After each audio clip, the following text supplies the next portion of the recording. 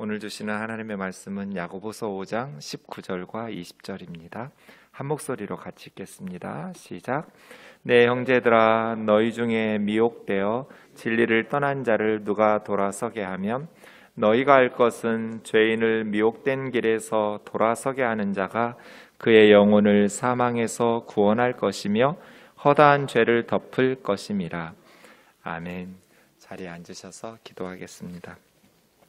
우리를 극진히 사랑하시는 하나님, 오늘도 주님의 뜻을 우리에게 가르쳐 주시고 그 말씀이 우리 삶의 내비게이션이 되어 우리의 발걸음을 인도하도록 은혜를 베풀어 주옵소서. 미련하고 연약한 종을 주님 손에 맡기옵고 예수님의 이름으로 기도하옵나이다. 아멘. 지난 주일에 이어서 야고보서 두 번째 묵상하도록 하겠습니다. 성경 상식 퀴즈를 내겠습니다. 지난주하고 문제가 살짝 바뀌었습니다. 저자는 예수님의 동생 야고보이다. OX 문제입니다. 행함이 없는 믿음도 구원은 받는다. 야고보서의 핵심 주제는 시련, 지혜, 부와 관한이다.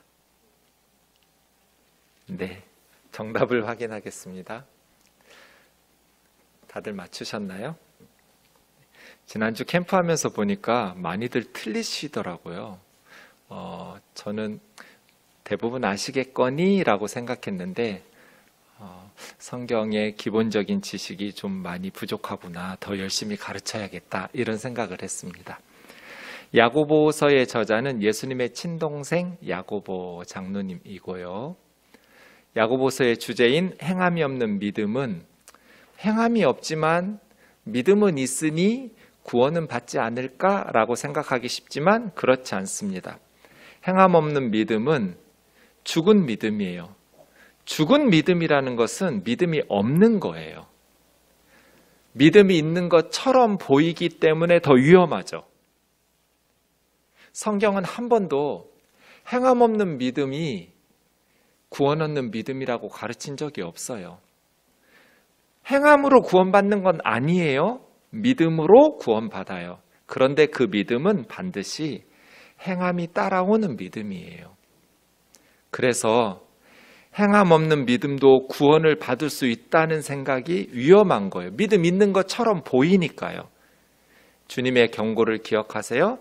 그날에 많은 사람이 나더러 주여 주여 우리가 주의 이름으로 선지자 노릇하고 주의 이름으로 귀신을 쫓아내고 많은 능력을 행하지 않았습니까? 하리니 그때 내가 밝히 말하기를 불법을 행하는 자들아 내게서 떠나라. 난 너희를 모른다. 이게 주님의 경고잖아요. 믿음이 있는 것처럼 보였어요. 그런데 주님이 모르는 사람들이에요. 바깥 어두운 데 내 쫓으라고. 바른 믿음은 반드시 행함이 있죠. 그래서 더 위험해요. 행함 없는 믿음이 있는 것처럼 구원을 받을 것처럼 착각하게 만드니까요. 야고보서의 핵심 주제는 세 가지예요. 우리가 신앙생활하면서 당하는 시련, 또 지혜, 부와 가난의 문제. 우리가 야고보서 1장 1절 보았듯이 이건 편지예요. 야고보서는 하나님과 주 예수 그리스도의 종 야고보 발신자고요. 흩어져 있는 12지파에게 수신자이고요. 문안하노라 하면서 편지가 쓰여지기 시작했어요. 구조를 보시면 1장 2절부터는 세 가지 주제가 나오죠. 믿음의 시련, 그리스도인으로서 믿음을 지키면서 사는데 엄청나게 많은 시험과 시련이 있어요. 그때 우리에게 필요한 건 하나님의 지혜겠죠. 세상적인 지혜 말고요. 위로부터 오는 참된 하나님이 주시는 지혜, 그리고 부와 가난의 문제. 2장 12절부터는 이 세 가지 핵심 주제가 다시 반복되고 있고요. 2장부터 5장까지는 더 확대되면서 세 가지 주제를 다양한 측면에서 다루고 있어요. 오늘 살펴볼 5장 19절과 20절은 이 편지의 마지막 부분입니다. 이 편지의 마지막 부분 다시 보시면 내 형제들아 너희 중에 미혹되어 진리를 떠난 자를 누가 돌아서게 하면 너희가 알 것은 죄인들을 미혹된 길에서 돌아서게 하는 자가 그 영혼을 사망에서 구원할 것이며 허다한 죄를 덮을 것임이라. 이렇게 야고보서는 마무리되고 있어요. 근데 좀 이상해요. 여러분 좀 이상하지 않으세요? 이게 편지잖아요. 여러분이 편지를 쓸 때 이렇게 할 말만 딱 하고 쓰는 경우는 거의 없어요. 편지는 편지의 형식이 있잖아요. 편지 마지막 부분에는 마무리하는 어떤 멘트들이 나와요. 야고보서 앞에 있는 히브리서하고 야고보서 뒤에 있는 베드로전서 마무리를 보세요. 둘 다 편지니까요. 히브리서는 이렇게 끝나요. 너희를 인도하는 자들과 모든 성도들에게 문안하라. 이탈리아에서 온 자들도 너희에게 문안하느니라. 은혜가 너희 모든 사람에게 있을지어다. 이게 편지의 마무리예요. 야고보서 뒤에 나오는 베드로전서도 너희는 사랑의 입맞춤으로 서로 문안하라. 그리스도 안에 있는 모든 이에게 평강이 있을지어다. 편지를 쓸 때는 할 말하고 나서 문안 인사하고 그 다음에 은혜가 있을지어다, 평강이 있을지어다 이런 식의 축복의 말로 마무리하죠. 야고보서 앞뒤에 나오는 히브리서와 베드로전서하고만 비교해 보아도 나머지 서신서들도 다 똑같아요. 이런 마무리가 있어요, 편지에는. 근데 좀 전에 야고보서 보세요. 내 형제들아 너희 중에 미혹되어 진리를 떠난 자를 누가 돌아서게 하면 너희가 알 것은 죄인을 미혹된 길에서 돌아서게 하는 자가 그 영혼을 사망에서 구원할 것이며 허다한 죄를 덮을 것임이라 하고 끝났어요. 여러분 로마 제국 시대에는 문맹률이 90% 이상이에요. 10명 중에 1명 정도 글을 읽을 줄 알았대요. 교회 안에는 노예들이나 여성들이나 교육을 받지 못한 가난한 사람들이 훨씬 더 많았을 테니까 사회보다도 문맹률이 더 높았을 거예요. 그럼 이런 편지가 교회에 왔어요. 어떻게 예배 드리겠어요? 지금 우리처럼 성경을 눈으로 읽는 것이 아니라 글을 읽을 줄 아는 어떤 성도가 성도들 앞에서 큰 소리로 낭독하겠죠. 야고보서라는 편지를 받은 교회에서 글을 읽을 줄 아는 어떤 성도가 성도들을 앞에 놓고 야고보서를 쭉 읽어줬겠죠? 그리고 나서 오늘 본문 19절 20절 허다한 죄를 덮을 것임이라. 이 편지를 읽어주는 사람은 이제 다 읽었으니까 스탑하겠죠. 듣는 성도들은 어떻게 생각했을까요? 계속 쳐다보고 있었을 거예요. 왜냐하면 편지가 끝나지 않았으니까요. 다른 편지들 같으면 뭐가 더 있어야 돼요. 그런데 읽는 사람은 더 이상 내용이 없으니까 멈췄을 거예요. 듣는 사람들은 뭐해? 안 읽고 더 읽어야지 라고 생각했을 거예요. 그런데 읽을 게 없어요. 끝이야? 네, 끝났는데요. 에? 이렇게 좀 야고보서 마무리가 이상해요. 갑자기 끝났어요. 야고보 장로님은 왜 이렇게 편지를 썼을까요? 본문의 내용을 더 강력한 메시지로 전달하기 위해서예요. 특이하게 끝났어요. 야고보서만. 왜 이렇게 끝냈는가? 그만큼 편지 형식을 파괴하면서까지 강력하게 전달하고 싶었던 중요한 메시지이기 때문이에요. 야고보 장로님이 마지막으로 성도들에게 하고 싶었던 교훈은 서로 돌아보라는 거예요. 본문을 다시 보시죠. 내 형제들아, 네, 교회는 가족이에요. 회사가 아니에요. 어떤 하나님의 사역을 하는 종교기관도 아니에요. 가정이에요, 가정. 그러니까 내 형제들이죠. 자매 형제들이 함께 사는 한 가정이에요. 너희 중에 미혹되어 진리를 떠난 자, 교회 같이 다녔어요. 같은 신앙생활을 했었는데 미혹을 당해서 진리에게서 떠난 자가 있었어요. 그러면 누군가가 그를 다시 돌아서게 하면 너희가 알 것은 죄인을 미혹된 길에서 돌아서게 하는 자는 그 영혼을 사망에서 구원한 것이고 그 영혼의 허다한 많은 죄를 덮어준 것이다 는 거예요. 네. 오늘 본문 내용 다시 공동번역으로 좀 특히 20절을 보시면 나의 형제 여러분 가운데 어떤 사람이 진리를 떠나 그릇된 길을 갈 때 누가 그를 바른 길로 돌아서게 한다고 합시다. 그러면 죄인을 그릇된 길에서 돌아서게 한 사람은 그 죄인의 영혼을 죽음으로부터 구원할 것이고 또 많은 죄를 용서받게 해줄 것입니다. 이것을 알아두십시오. 이런 의미예요. 이게 야고보서의 마지막 메시지예요. 19절 다시 보시죠. 내 형제들아, 너희 중에 어떤 사람이 미혹이 되어서 진리를 떠나거든. 미혹이 됐다라는 것은 길을 잃게 만든다는 것의 수동태예요.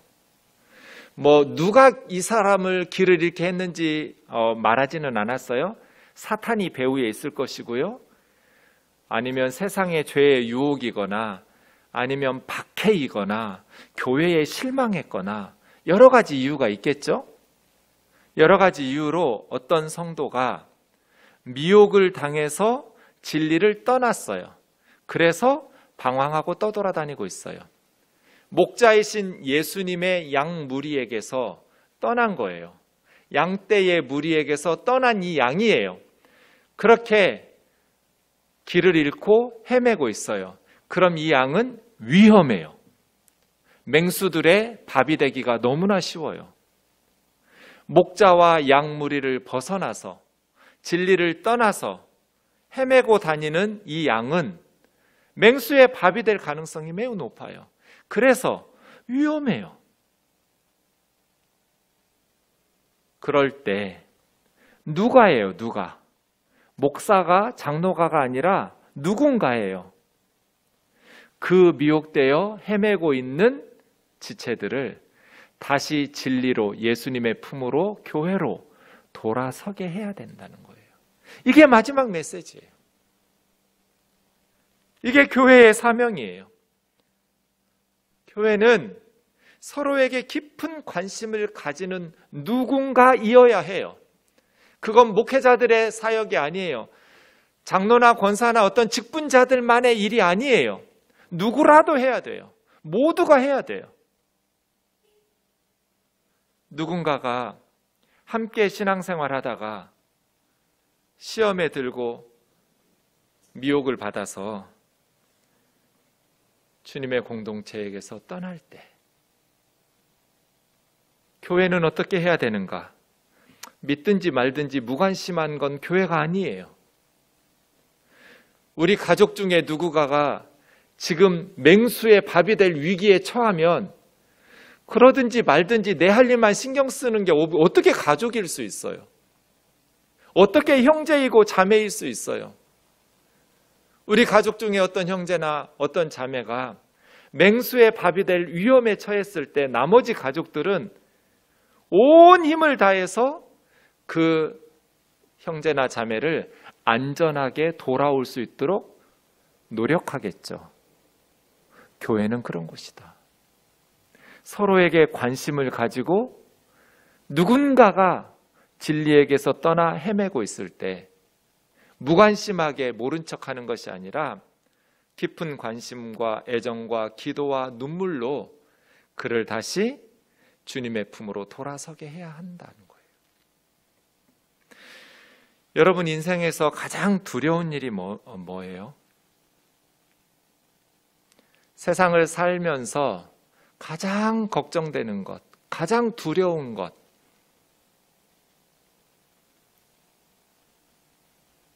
여러분이 저에게 목사님은 뭐냐고, 목사님 인생에서 가장 두려운 일이 무엇이냐고 물으신다면 저는 우면동 교회에 다니던 성도들이 지옥에 가는 것, 그게 제일 두려워요.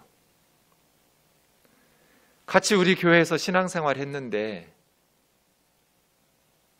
지옥에 가는 성도가 있다면 그게 제일 두려워요.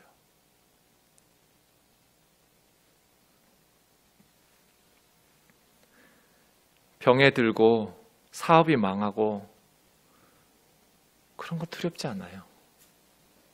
심지어 부모의 눈앞에서 어린 아이들이 먼저 죽는 것도 가슴 찢어지게 아프기는 한데 그게 제일 두렵진 않아요.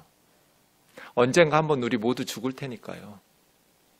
그런데 정말 두려운 것은 우리 함께 신앙생활 했는데 우면동 교회에서 같이 형제 자매로 하나님을 섬겼는데 교회에 실망했든지 목사에게 상처받았든지 아니면 세상의 유혹에 넘어졌든지 하나님에게 실망했든지 믿음을 버리고 주님 곁을 떠나서 살다가 지옥에 가는 성도들이 있을까 봐 두려워요.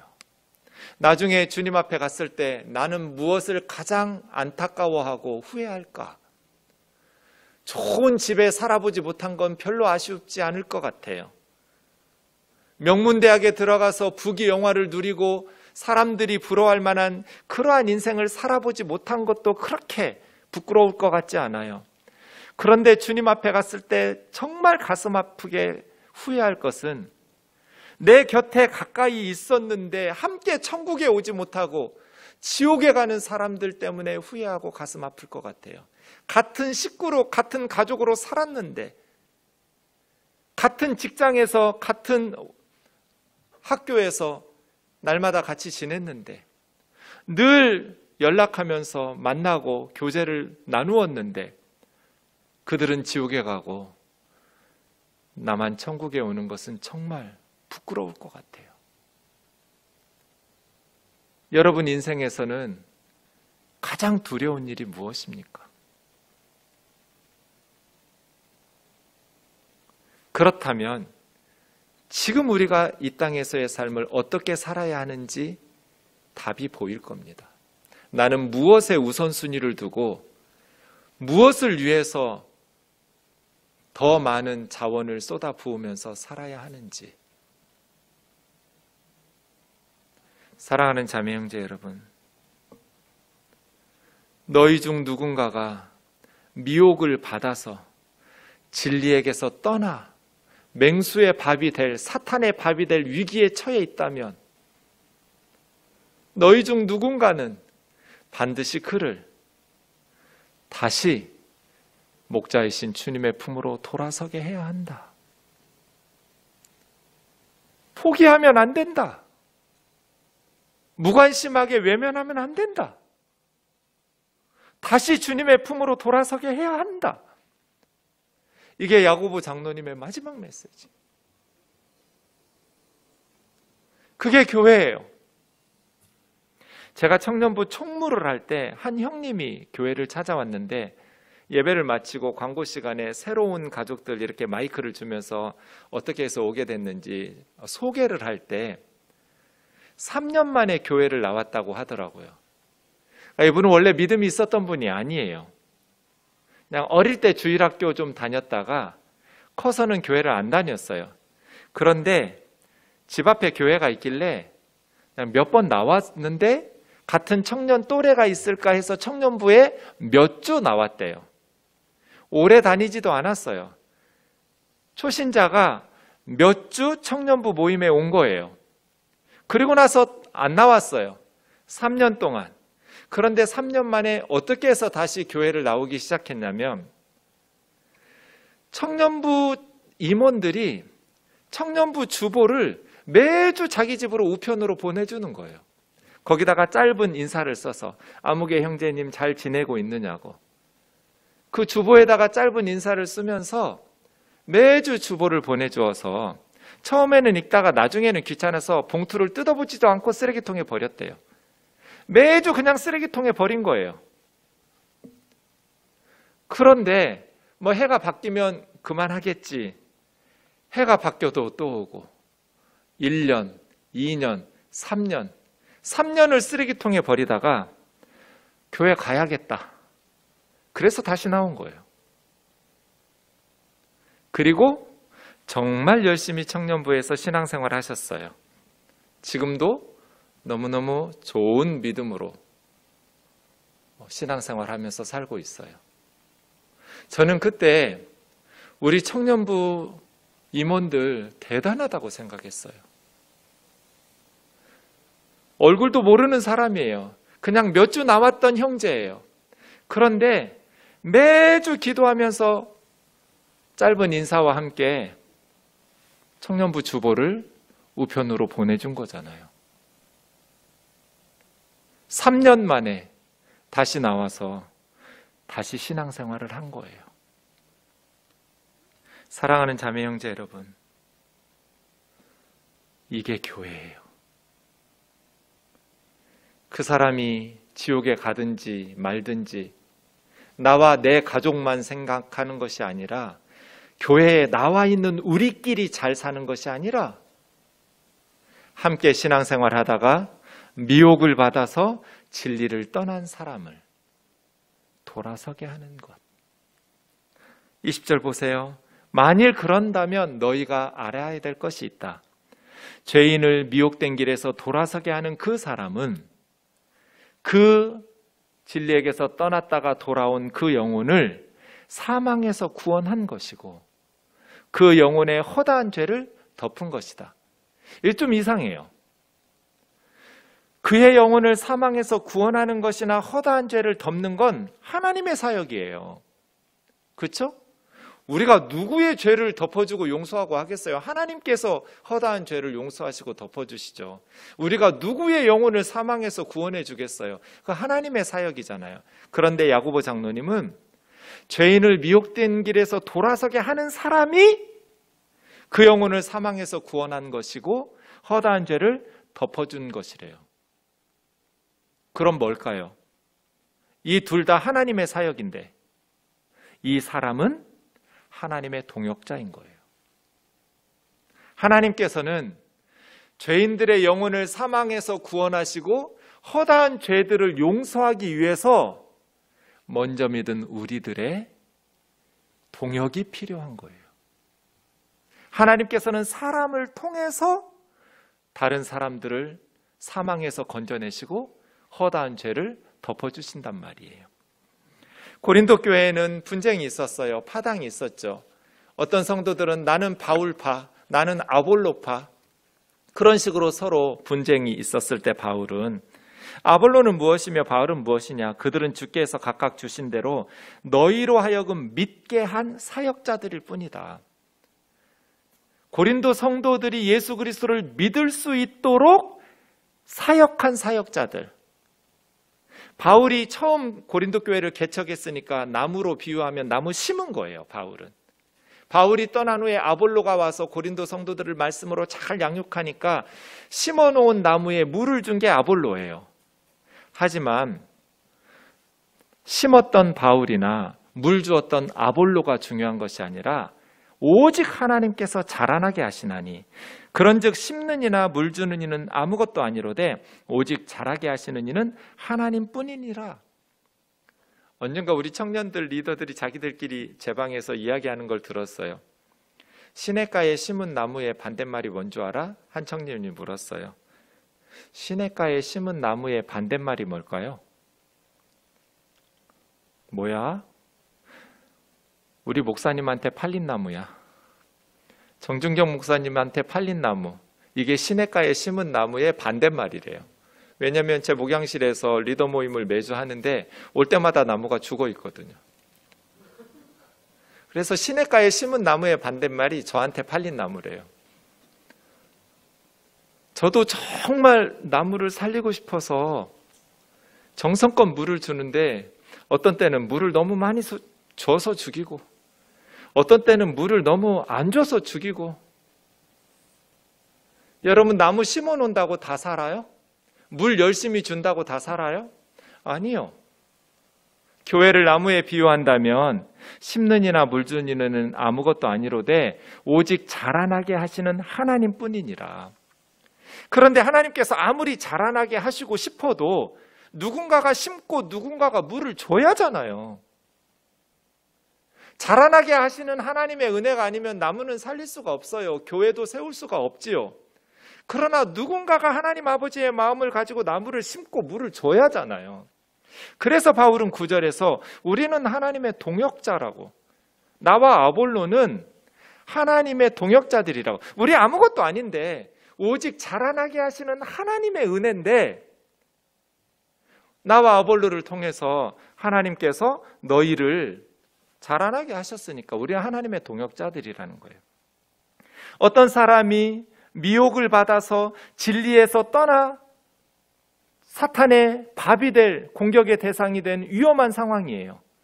그러면 누군가가 그 사람을 다시 주님의 품으로 돌아서게 해야 돼요. 만일 그렇다면 그 사람을 돌아서게 한 그 사람은 그 영혼을 사망에서 구원한 것이고 그의 허다한 죄를 용서받을 수 있도록 덮어준 것이다.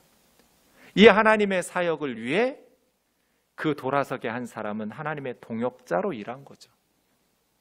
그래서 성령의 도우심을 구하면서 기도하면서 서로를 돌아보는, 그것이 교회의 사명이라고 야고보 장로님 우리에게 권면하고 있는 겁니다. 코로나의 힘겨운 상황을 우리 함께 견뎌내고 있습니다.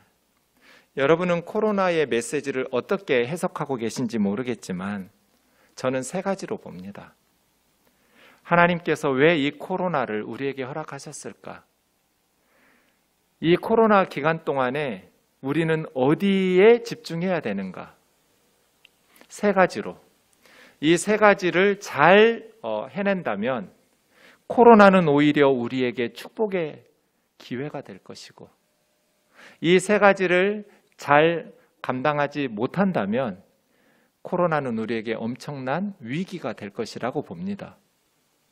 코로나는 우리를 심플 라이프로 인도했습니다.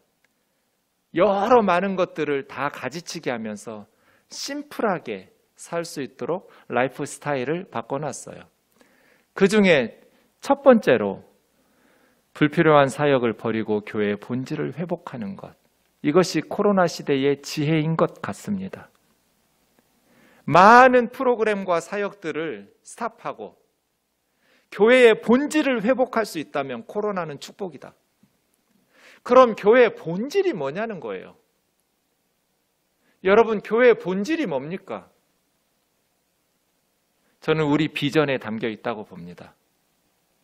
각 사람을 그리스도 안에서 완전한 자로 세워가는 공동체. 이것이 우면동 교회의 비전입니다. 각 사람은 한 사람 한 사람, 그런 뜻입니다. 한 사람 한 사람을 그리스도 안에서 완전한 자로 세워가는 교회. 이게 교회의 본질입니다. 교회의 본질은 선교나 구제와 같은 하나님의 사역이 아닙니다. 교회의 본질은 사람입니다. 한 사람 한 사람이 교회의 본질이에요. 그 한 사람 한 사람을 우리가 소중히 여기면서 그리스도 안에서 바른 믿음으로 세워주는 것. 많은 불필요한 사역들을 과감하게 정리하고 한 사람 한 사람의 믿음을 바르게 세워주는 일에 집중한다면 코로나는 축복입니다. 얼마 전에 저의 은사이신 심상법 교수님의 정년 은퇴식을 우리 교회에서 한 적이 있습니다.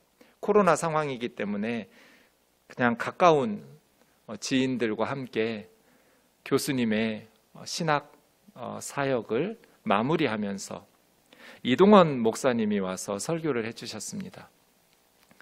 지구촌 교회 원로 목사이신 이동원 목사님이 비슷한 이야기를 했습니다. 내가 현역으로 목회하고 있을 때는 성도들이 보이지 않았다고. 한 사람 한 사람이 보이지 않았는데 은퇴하고 나니까 비로소 한 사람 한 사람이 보이기 시작한다고. 내가 사역하고 있을 때는 우리 교회, 지구촌 교회 성도들이 숫자로 보였다고. 내가 현역으로 목회할 때는 성도들이 숫자로 보였는데 은퇴하고 나니까 한 사람 한 사람이 눈에 들어온다고. 전 너무 충격받았어요. 교회의 본질이 뭡니까? 우리 교회는 무엇을 위해서 존재합니까? 한 사람 한 사람을 소중히 여기고 한 사람 한 사람을 그리스도 안에서 바른 믿음으로 세워간다면 거기에 집중하고 나머지 불필요한 사역들을 과감하게 정리한다면, 교회의 본질이 회복되고 나면 코로나 이후 우면동 교회는 엄청난 축복으로 더 강해질 겁니다. 한 사람 한 사람이 보여야 돼요. 창문 좀 닫으면 어떨까요?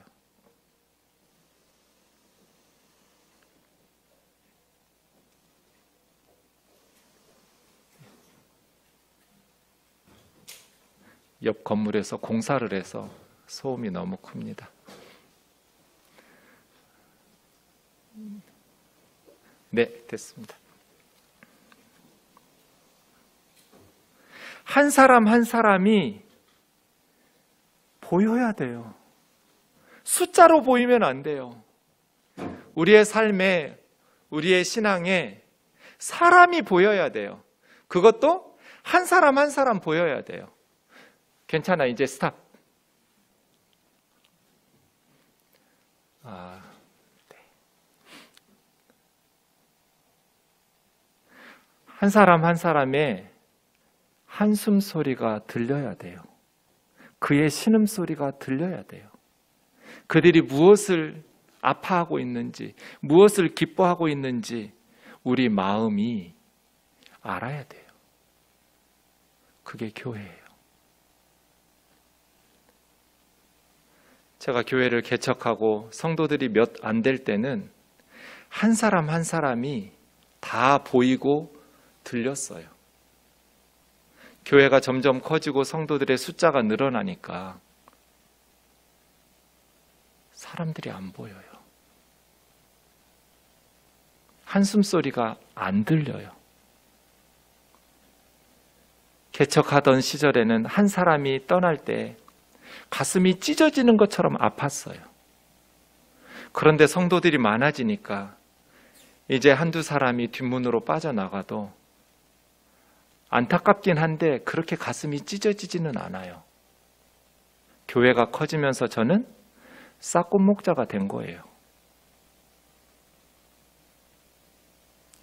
우리 교우들도 그럴까 봐.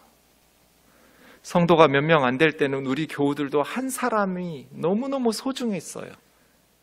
그런데 교우들이 많아지니까 이제 몇몇 사람 떠나도 우리 교회가 그렇게 절박하게 무너지거나 문 닫을 일 없으니까 가슴 아프게 그렇게 떠나는 이들에 대한 가슴 찢어짐이 없다면 목사 따라서 성도들도 다 싹꾼이 된 거예요.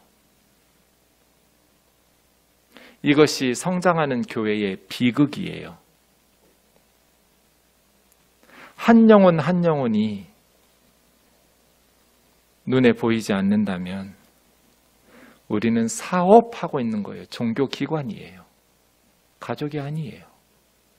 교회가 아니에요. 코로나는 우리에게 교회의 본질을 회복하도록 요구하고 있어요. 두 번째, 코로나는 우리에게 밖으로 그만 돌아다니고 가정을 회복하라고 요구하고 있어요. 부부 사이가 좋지 않거나 부모와 자녀 사이가 좋지 않으면 코로나 시대는 정말 힘겨운 시간일 거예요. 그런데 가족 간의 관계가 좋은 사람들은 코로나가 오히려 행복한 시간일 거예요. 여러분 가정은 어떤가요? 여러분의 부부 사이는 어떤가요? 코로나는 이제는 밖으로 그만 돌아다니고 가정을 소중히 여기고 가정을 회복하라고 요구하고 있어요. 만약 가정이 회복된다면 코로나는 축복이에요. 마지막 세 번째 메시지는 코로나로 인해서 어려움을 당한 이웃들을 돌아보면서 그동안 이기적으로 살았던 우리가 어려움을 함께 극복해내는 공동체성을 회복한다면 코로나는 우리 민족에게 축복일 거예요. 인류의 축복이 될 거예요. 그러나 여전히 나와 내 나라만 돌아보면서 죽어가는 절박한 상황에 있는 이웃들을 돌볼지 모른다면, 공동체성을 회복하지 못한다면 코로나로 인해서 우리는 아무것도 배운 것 없이 끝나가게 될 것입니다. 사랑하는 자매 형제 여러분, 이 코로나 시기에 우리는 교회의 본질, 우리 삶의 더 중요한 본질들을 회복할 수 있으면 좋겠습니다. 누군가가 미혹되어 진리를 떠나 헤매고 있다면 누군가가 그 사람을 진리 안으로 다시 돌아서게 해야 한다. 제가 젊은이들에게 잔소리하는 내용들이 이겁니다. 험한 세상을 살아가는 우리에게는 진실한 관계들이 필요합니다. 진실한 마음을 나눌 수 있는 사람들이 없으면 그냥 험하고 힘든 것 뿐이에요. 이 세상 사는 게 너무 힘들어요, 사실은. 만만치 않아요. 힘든 세상을 살아가는 우리에게 그 힘든 것들을 쉼을 주고 새로운 위로와 격려를 해줄 수 있는 좋은 진실한 관계들이 필요해요. 그런데 그 사랑의 관계는 큐피드가 지켜주는 게 아니에요. 큐피드 화살을 맞고 사랑이 시작되긴 해요. 그런데 계속해서 큐피드가 우리의 사랑을 유지시켜주진 않아요. 시작은 그렇게 할지 모르겠지만 그 사랑의 사귐이 깊고 풍성하게 발전하려면 엄청난 노력이 필요해요. 젊은이들이 이걸 몰라요. 우리는 살아봤으니까 알잖아요. 사랑이 시작되면 저절로 그 사랑이 발전하지 않는다는 걸 우리는 알아요. 엄청난 노력이 없이는 그 사랑의 사귐이 깊고 풍성하게 발전할 수가 없어요. 노력하지 않아도 아름다운 사랑이 저절로 유지될 것이라고 생각하는 것은 착각이에요. 그래서 제가 잔소리해요. 사랑은 찾는 게 아니다. 만드는 거다. 네가 이상한 사람을 만나서 불행한 게 아니야. 다른 사람 만났어도 똑같았을 거야. 왜냐하면 좋은 관계, 좋은 사랑은 찾는 게 아니라 만드는 거니까. 너가 더 지혜로웠어야 돼. 너가 더 사람과의 관계를 발전시키는 기술을 발전시켰어야 돼. 좋은 가정은 우연히 만들어지는 게 아닙니다. 노력하지 않아도 저절로 좋은 가정을 만들 수 있는 것은 없어요. 좋은 교회도 노력하지 않았는데 저절로 만들어지는 좋은 교회는 없습니다. 좋은 나라도 마찬가지예요. 좋은 가정을, 좋은 교회를 얻고 싶으면 엄청난 노력이 필요해요. 어떤 노력?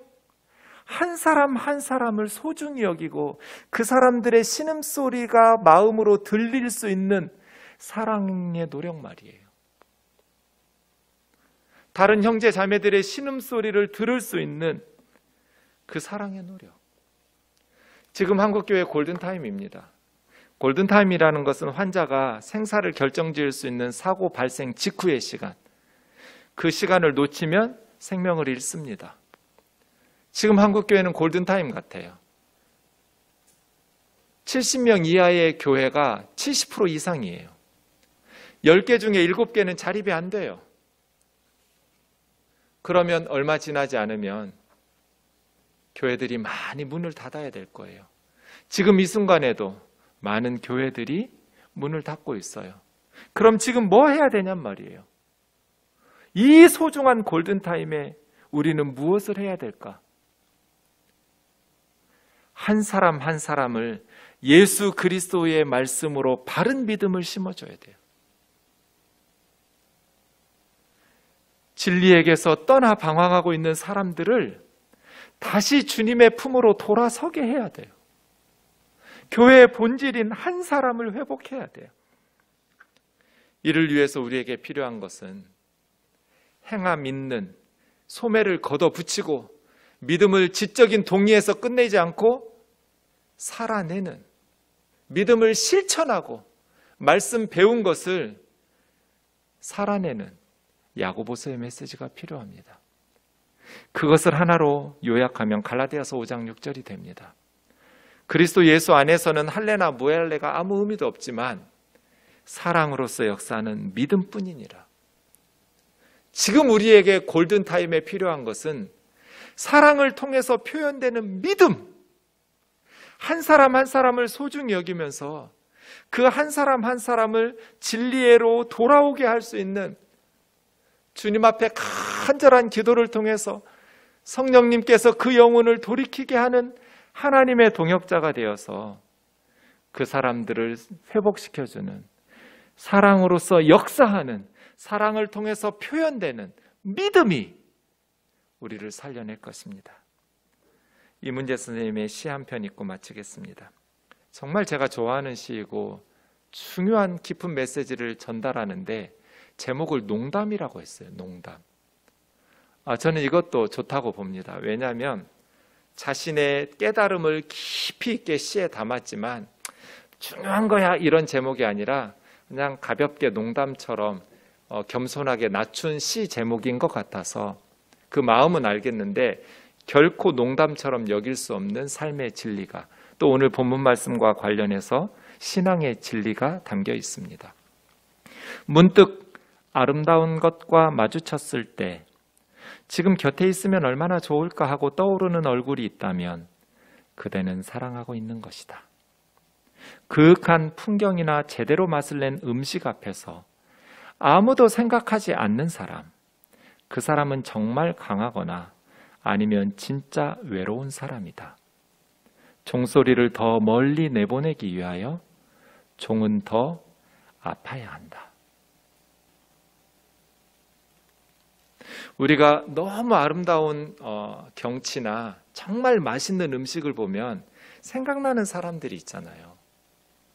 만약에 그렇게 생각나는 사람이 아무도 없다면 그 사람은 정말 강하거나 진짜 외로운 사람일 거예요. 그런데 사랑도 좋은 관계도 내가 아픈 만큼 깊어지고 풍성해져요. 내가 아프지 않고 종소리를 크게 멀리 보낼 수는 없잖아요. 사랑으로서 역사하는 사랑의 수고가 없이 아프지 않고 이 종소리를 크고 풍성하게 멀리까지 내보낼 수는 없는 거예요. 사랑이 깊어지려면, 관계가 발전하려면 사랑의 수고가 필요해요. 주님 앞에서 예배할 때 너무 아름다운 예배, 너무 은혜로운 주님의 사랑을 경험했어요. 그때 우리는 주님 앞에 감사로 끝나면 안 돼요. 아파야 돼요. 그때 누군가가 떠오르는 사람이 있어야 돼요. 여기서 함께 예배한다면 얼마나 좋을까? 그녀와 함께, 그와 함께 이런 하나님의 은혜를 함께 누리면서 예배할 수 있다면 얼마나 좋을까?